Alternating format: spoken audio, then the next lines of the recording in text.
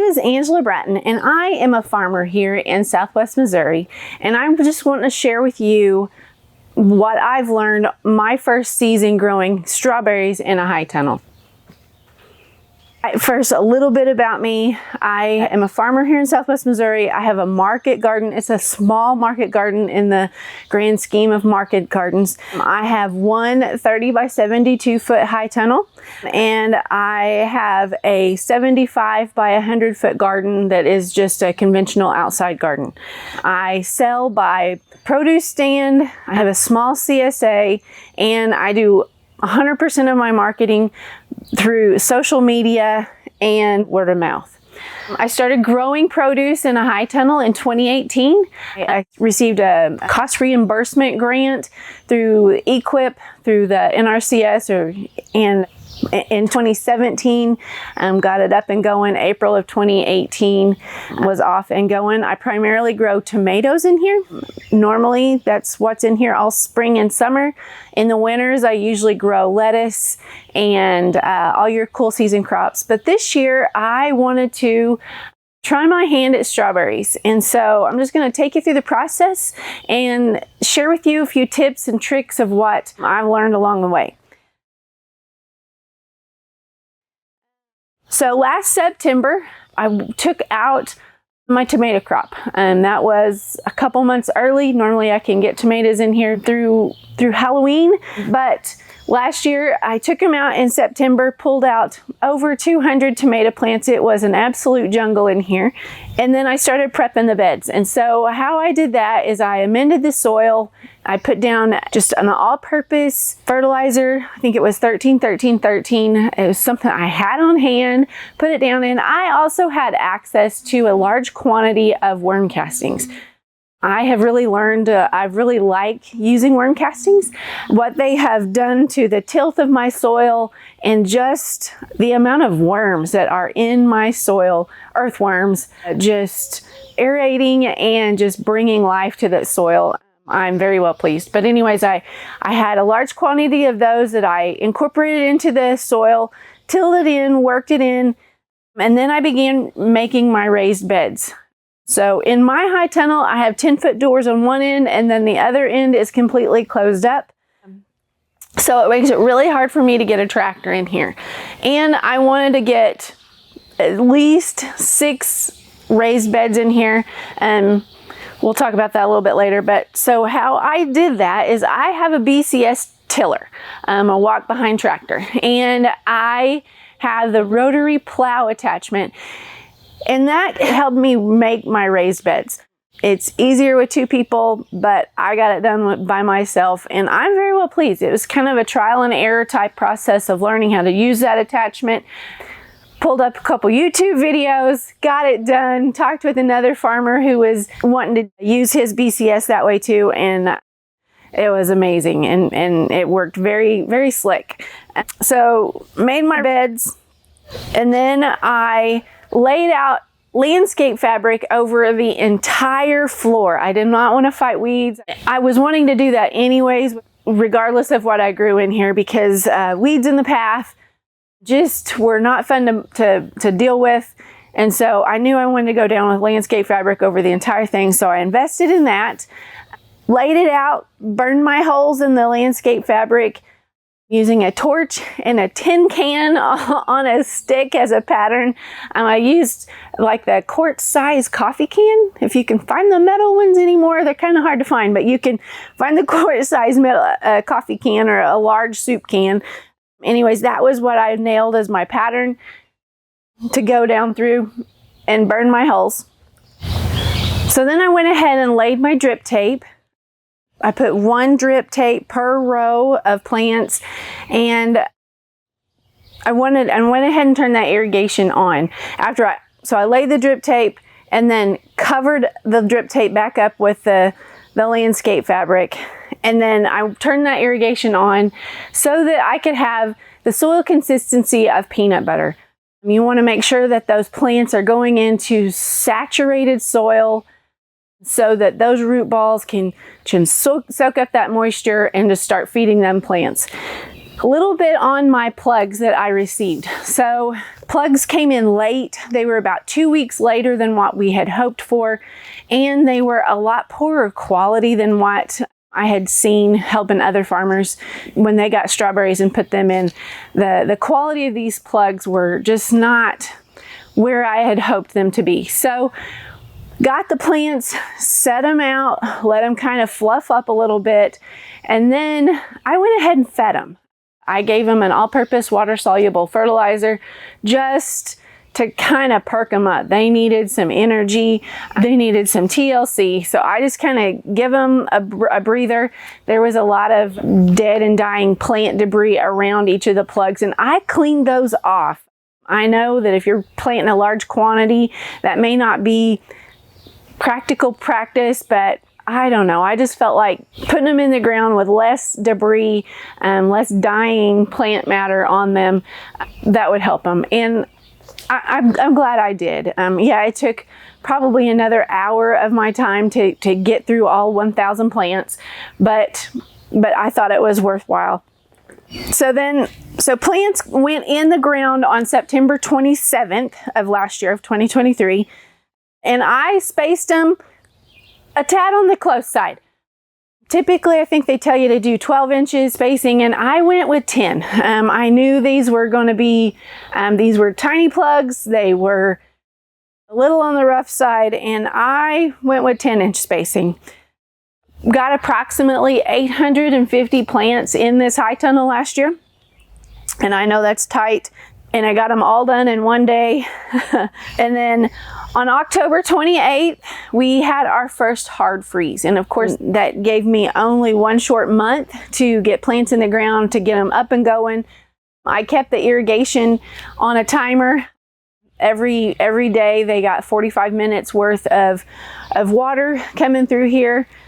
And so on the 28th, keeping your eye on the forecast, I come in and I covered up with frost blankets the entire thing.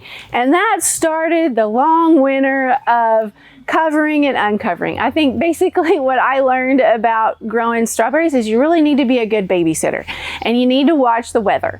And I was constantly coming out here raising and lowering the curtains, covering and uncovering the plants.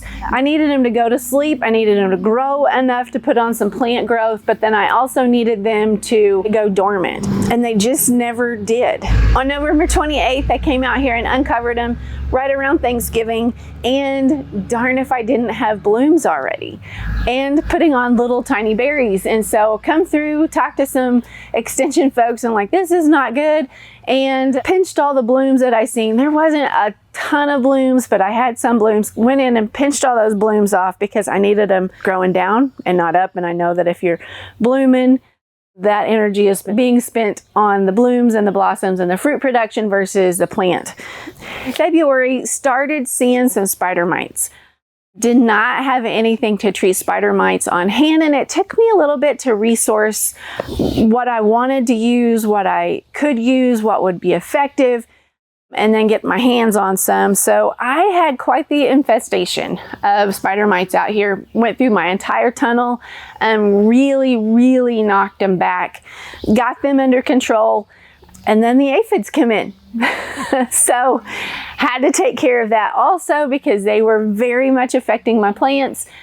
And so after got the pests under control, then in March we started, the blossoms were everywhere. They just were blooming. And so I went ahead and started fertilizing on a regular basis. I know it's a little bit early, but I went ahead and started feeding them. And I just have a program that worked for me. I use the master blend for strawberry water soluble fertilizer. I have a fertigator that I have set up.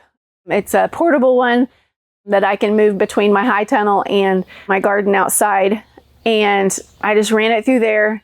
I started off just once a week fertilizing, and then as the season progressed, I went to 3 times a week that I was feeding my plants. Started picking strawberries the last week of March. In fact, I have a picture where I have first bucket of strawberries was in the last week of March. Had enough to start selling strawberries by the first week of April. And to date, we are at the end of May. They're slowing down quite a bit, but I'm still getting very good sized berries and several. I'm pleased. I've gotten almost 850 pounds out of this house so far. So that puts me right at a pound of berries per plant that I planted. Now, I have lost, over the winter, I lost several plants. I lost probably 50 to 60 plants in here. And I think that was some irrigation issues. I'm going to talk to about that in just a minute. So I've been pretty pleased with what I have gotten this first trip through the season and growing. Tips and things that I would consider doing next time and want to share so you can learn from what I've done. So labor. It takes a lot of labor to do strawberries. I knew this. I'm not afraid of hard work. I have lived on a farm my entire life, but I'm a one-man show when it comes to my garden. We have we're beef production around here. Everybody will help everybody, but I don't have a lot of help when it comes to my garden. And it took a tremendous amount of work to prep. It took a tremendous amount of work to put them in.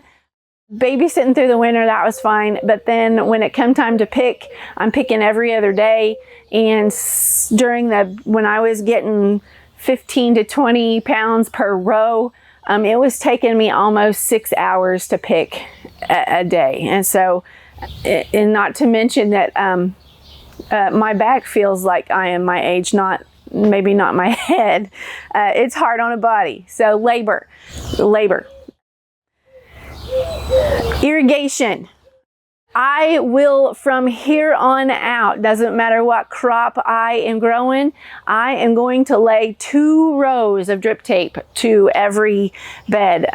Now, I think I'd have to look for sure, but I forget if my drip tape spacing is 4 or 6 inches, but it's fairly close.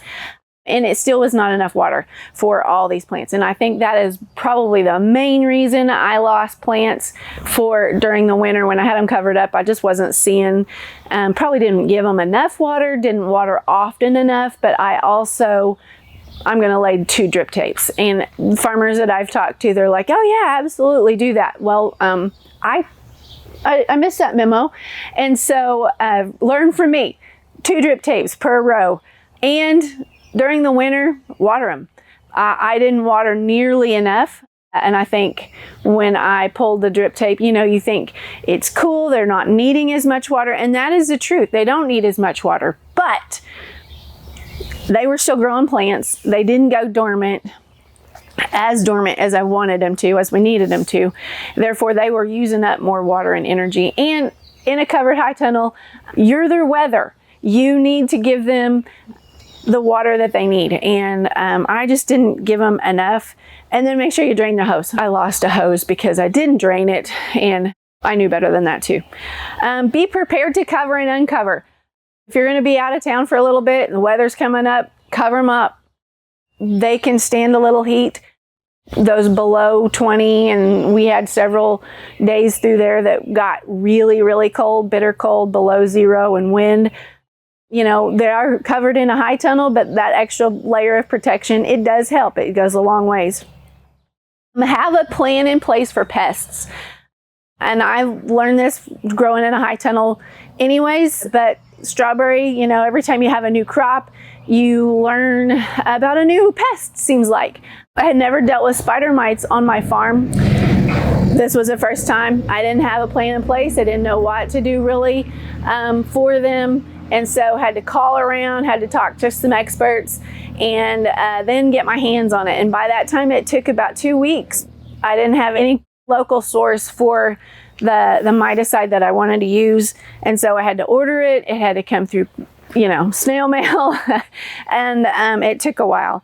Then, aphids, slugs was my other enemy. I had a lot of slugs. I had a lot of slug damage, and I'm still not 100% sure of what is a good way to deal with those other than just keep my plant. I did learn that keeping the plant material out from underneath the plants, as the season grows, there's plant debris under there, keeping that cleaned off. I noticed that when I did that, that helped.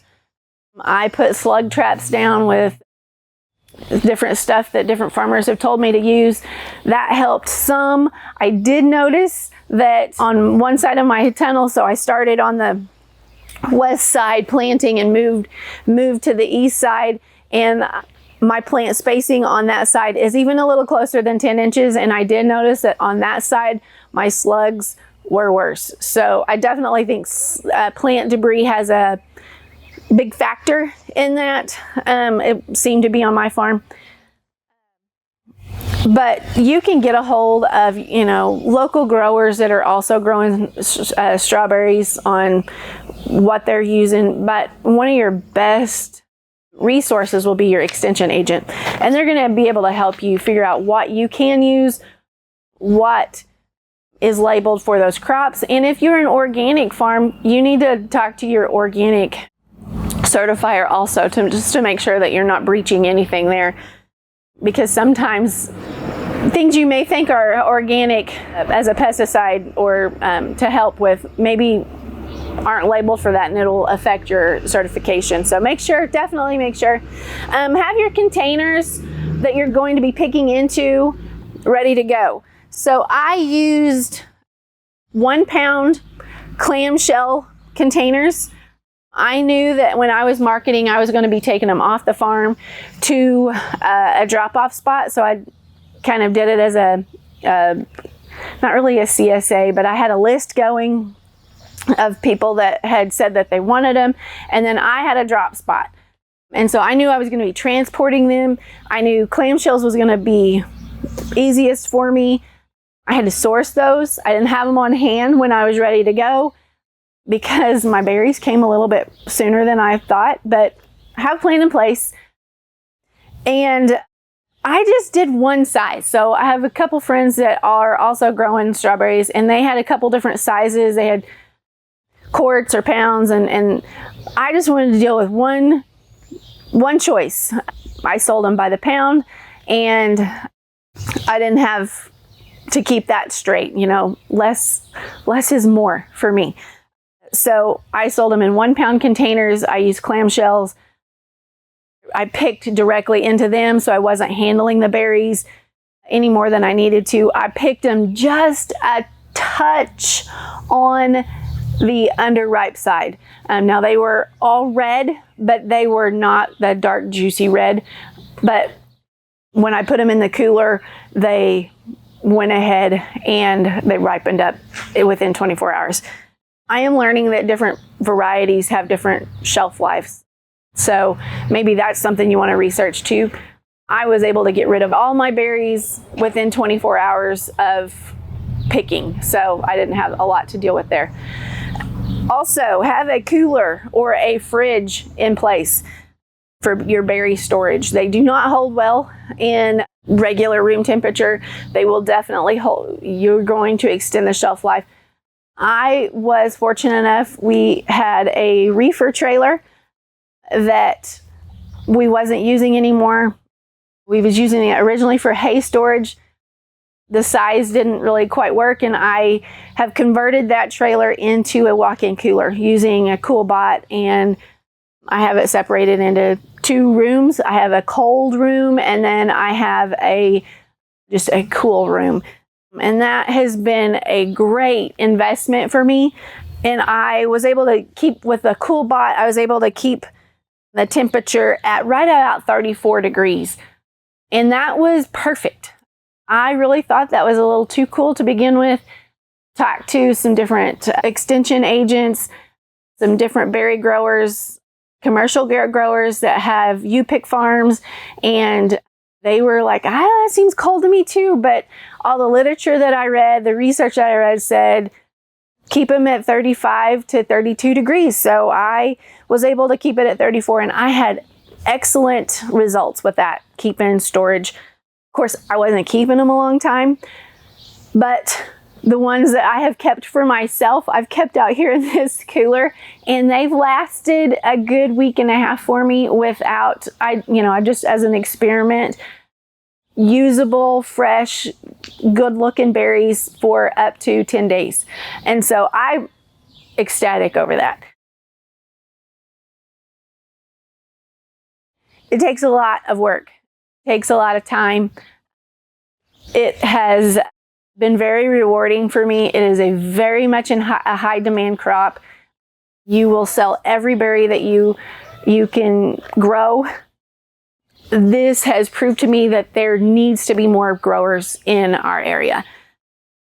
Where I live in a very rural area, I am 45 minutes to the closest you-pick berry farm, and my list was so long every week that I was turning people away.